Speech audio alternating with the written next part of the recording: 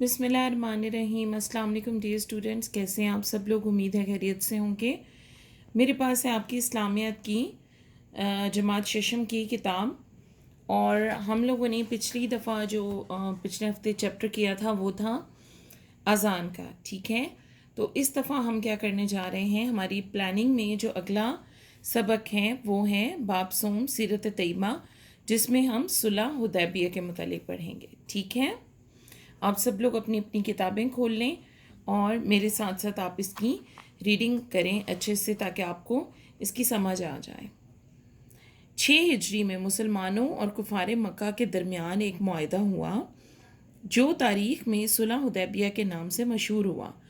یہ چونکہ حدیبیہ کے مقام پر ہوئی تھی یہ صلح، اس لیے اس کو صلح حدیبیہ کہا جاتا ہے، ٹھیک ہے؟ اب اس کا پس منظر کیا ہے کہ یہ کیوں ہوئی اور کیا کیا عوامل تھے اس کے پیچھے، اب ہم ان کے متعلق پڑھیں گے۔ مسلمان جب سے ہجرت کر کے مدینہ آئے، وہ کعبۃ اللہ کی زیارت کو نہ جا سکتے تھے۔ ان کے دل طواف کعبہ کے لیے بے قرار تھے۔ حضور صلی اللہ علیہ وسلم کا بھی ایسا ہی حال تھا۔ 6 ہجری میں آپ صلی اللہ علیہ وسلم نے خواب دیکھا کہ آپ صلی اللہ علیہ وسلم صحابہ کرام کے ساتھ بیت اللہ کا طواف کر رہے ہیں۔ آپ صلی اللہ علیہ وسلم نے صحابہ سے اس خواب کا ذکر فرمایا تو صحابہ کرام بے حد خوش ہوئے، انہوں نے اسے غیبی اشارہ سمجھا اور سفر مکہ کی تیاریاں شروع کر دیں۔ رسول اللہ صلی اللہ علیہ وسلم نے مدینہ منورہ کے گرد و نواح کی مسلمان آبادیوں میں اعلان کروا دیا کہ جو لوگ بھی زیارت بیت اللہ کا شوق رکھتے ہیں وہ آپ صلی اللہ علیہ وسلم کے ساتھ روانہ ہونے کی تیاری کر لیں۔ آپ صلی اللہ علیہ وسلم نے یکم ذی قعدہ 6 ہجری کو عمرہ کے ارادے سے 1400 صحابہ کرام کے ساتھ مدینہ منورہ سے مکہ مکرمہ کی طرف روانہ ہوئے۔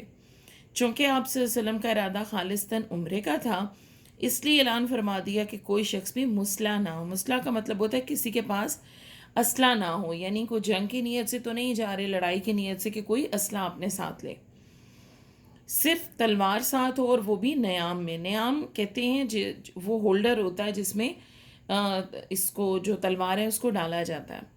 آپ صلی اللہ علیہ وسلم اور صحابہ کرام نے قربانی کے جانور ساتھ لیے، احرام باندھا اور مکہ مکرمہ کی طرف روانہ ہو گئے۔ آپ صلی اللہ علیہ وسلم معروف راستوں سے ہٹ کر انجانے راستوں سے ہوتے ہوئے مکہ مکرمہ سے ایک منزل کے فاصلے پر حدیبیہ کے مقام پر جا پہنچے، مگر قریش مکہ نے مکہ مکرمہ میں داخلے کی اجازت دینے سے انکار کر دیا، ٹھیک ہے؟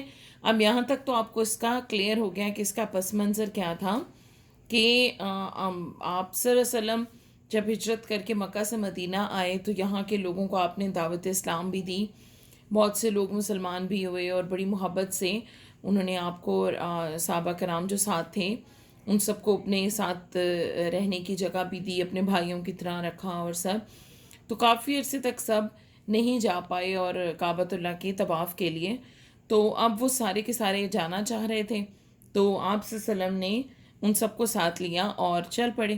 لیکن حدیبیہ کے مقام پر جب پہنچے تو انہوں نے کفار نے، کیونکہ ان کی نیت کے اندر ظاہر بات ہے ان کی نیت ٹھیک نہیں تھی، تو انہوں نے یہی سمجھا کہ یہ مسلمان ہم پر حملہ کرنے کے لیے آئے ہیں۔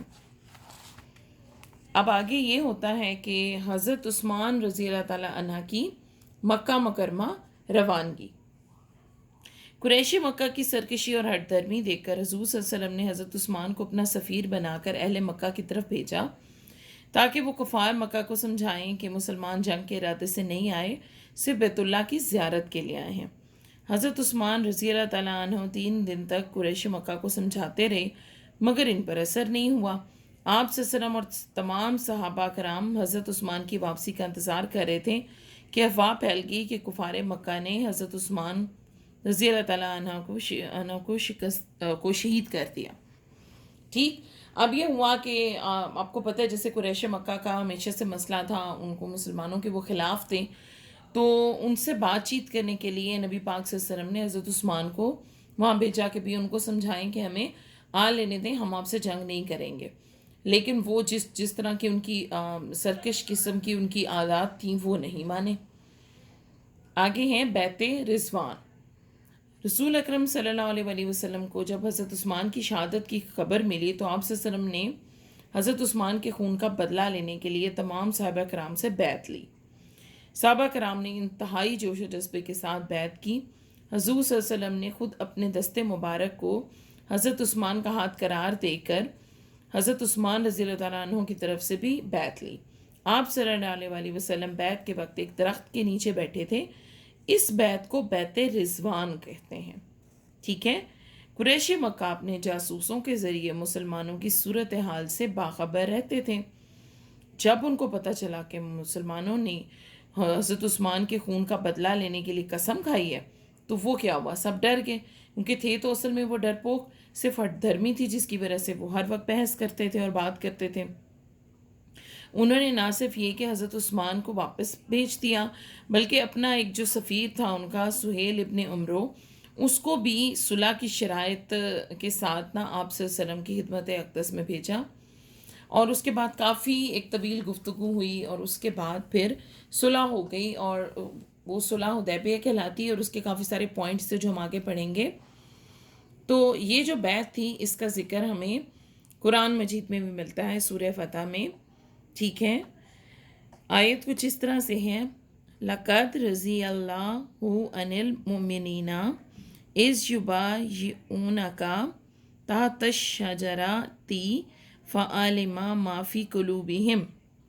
ترجمہ اس کا کیا ہے؟ اے پیغمبر صلی اللہ علیہ وسلم، جب مومن تم سے درخت کے نیچے بیعت کر رہے تھے تو خدا ان سے خوش ہوا، اور جو صدق و خلوص ان کے دلوں میں تھا وہ اس نے معلوم کر لیا، ٹھیک ہے۔ اور اس بیعت کو اسی لیے بیعت رضوان کہا جاتا ہے، ٹھیک ہے۔ تو اب کیا ہوا کہ صلح حدیبیہ کے لیے جو شرائط پیش کی گئیں وہ کچھ اس طرح سے تھیں کہ سہیل ابن عمرو نے، یہ اس کا کفار مکہ میں بڑا عقل مند اور بڑا معتبر یہ مانا جاتا تھا، تو اس کے ذریعے انہوں نے شرائط پیش کی جو کچھ یوں تھیں کہ مسلمان اس سال عمرہ کی بغیر جائیں گے، اگلے سال آئیں گے اور مکہ مکرمہ میں 3 دن قیام کر کے چلے جائیں گے، تلوار کے علاوہ کوئی اور ہتھیار نہیں لائیں گے، اور تلوار بھی نیام میں ہی رہے گی۔ مکہ میں جو مسلمان ہیں ان کو اپنے ساتھ لے کر نہیں جائیں گے، البتہ اگر کوئی مسلمان مکہ میں رہنا چاہے تو اسے روکیں گے نہیں۔ اگر کوئی کافر مسلمان ہو کر مدینہ چلا جائے گا تو اسے واپس کرنا ہوگا، البتہ اگر کوئی مسلمان مرتد ہو کر مکہ آیا تو اسے واپس نہیں کیا جائے گا۔ مرتد کہتے ہیں کہ اپنے ایمان سے پھر جانا، یعنی اگر کوئی مسلمان ہے اور وہ خدا نخواستہ مسلمان سے مطلب اپنے مذہب سے وہ پھر جاتا ہے اور وہ دوبارہ اپنا پرانا مذہب اختیار کر لیتا ہے یا مذہب اسلام کو چھوڑ دیتا ہے تو ہم اسے کیا کہتے ہیں؟ مرتد۔ تو کوئی مرتد ہو کر اگر مکہ آیا تو اسے واپس نہ کیا جائے گا۔ عرب قبیلے مسلمانوں کے ریش میں سے جس کے ساتھ معاہدہ کرنا چاہیں گے وہ آزاد ہوں گے، ٹھیک ہے۔ پھر یہ آخری شرط تھی، یہ معاہدہ دونوں فریقوں کے درمیان 10 سال کے لیے ہوگا، ٹھیک ہے۔ اب اگر اس کو غور سے دیکھا جائے تو زیادہ تر جو شرائط تھیں وہ کوئی اتنی مسلمانوں کے حق میں نہیں تھیں، لیکن صرف صلح کی نیت سے حضور اکرم صلی اللہ علیہ وسلم نے ان کو مانا۔ ابھی یہ شرطیں طے ہوئی تھی اور معاہدہ باقاعدہ لکھا نہیں گیا تھا کہ حضرت ابو جندل رضی اللہ تعالیٰ عنہ جو کہ مسلمان ہو چکے تھے، کفار مکہ کی قید سے بیڑیوں سمیت بھاگ کر رسول صلی اللہ علیہ وسلم کی خدمت میں حاضر ہوئے اور ایمان کے طالب ہوئے، امان کے۔ حضور صلی اللہ علیہ وسلم نے انہیں سہیل بن عمرو کے مطالبے پر واپس کر دیا کیونکہ معاہدہ طے پا چکا تھا، کیونکہ دیکھیں معاہدے کی شرط کے اندر یہ تھا کہ اگر کوئی کافر مسلمان ہو کر مدینہ منورہ جائے گا تو اسے واپس کرنا ہوگا، تو چونکہ یہ معاہدہ طے پا چکا تھا اسی لیے حضرت ابو جندل کو واپس کر دیا گیا۔ یہ معاہدہ حضرت علی نے تحریر فرمایا، اگرچہ صلح کی شرائط بظاہر مسلمانوں کے خلاف تھیں مگر اللہ تعالیٰ نے اسے مسلمانوں کے لیے فتح مبین قرار دیا۔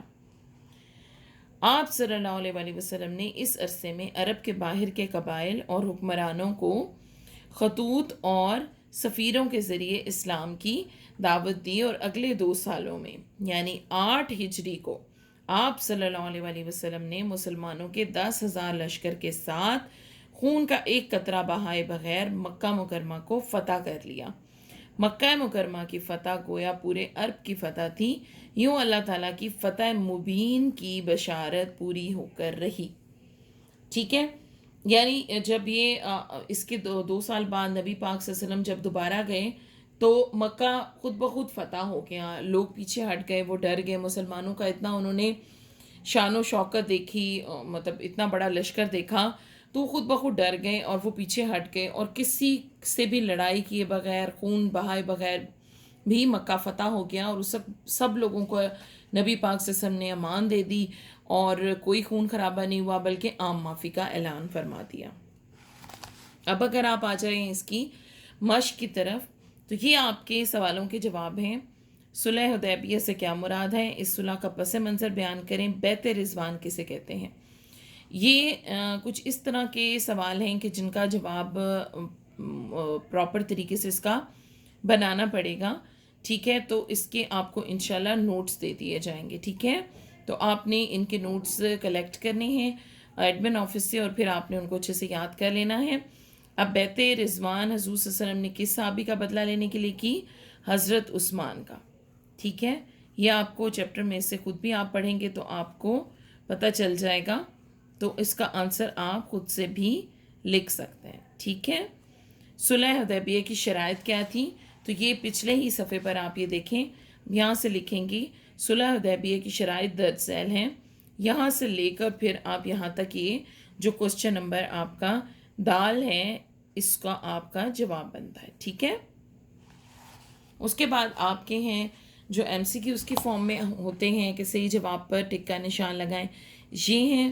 اس کے بعد آپ کے اگلے صفحے پر خالی جگہ پر ہیں، اور ساتھ ہی درست جملوں کے سامنے ٹک اور غلط کے سامنے کراس لگانا ہے۔ یہ تمام آپ نے چیپٹر کی ریڈنگ بہت اچھے سے کرنی ہے، تو آپ کو ان سب کا جواب مل جائے گا، اور کوشش کرنی ہے کہ اس کو آپ خود سے فل کریں، ٹھیک ہے؟ اس طرح سے آپ کی ریڈنگ بھی بہت اچھی ہو جائے گی، اور اس چیپٹر کی جو آگے اسسمنٹ ہوگی اس کی بھی آپ لوگ اچھے سے تیاری کر سکیں گے، ٹھیک ہے؟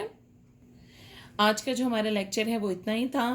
ہم نے صلح حدیبیہ کے متعلق پڑھا، پہلے بھی اس کے متعلق پڑھ چکے ہیں، امید ہے اس کے آپ کو اس کی سمجھ بھی آئی ہوگی، اور ساتھ ہی آپ نے اس کے متعلق جو کچھ نئی باتیں اس چیپٹر میں تھیں وہ بھی آپ لوگوں نے پڑھ لی ہوں گی، ٹھیک ہے؟ اور اس کا جو آپ نے مشق ہے اس کی اچھے سے تیاری کر لینی ہے تاکہ آپ اپنا ٹیسٹ اچھے سے دے سکیں، ٹھیک ہے؟ اپنا بہت خیال رکھیے گا اور پڑھتے رہیے گا، انشاءاللہ اگلی دفعہ نئے چیپٹر کے ساتھ، نئے لیکچر کے ساتھ پھر ملیں گے۔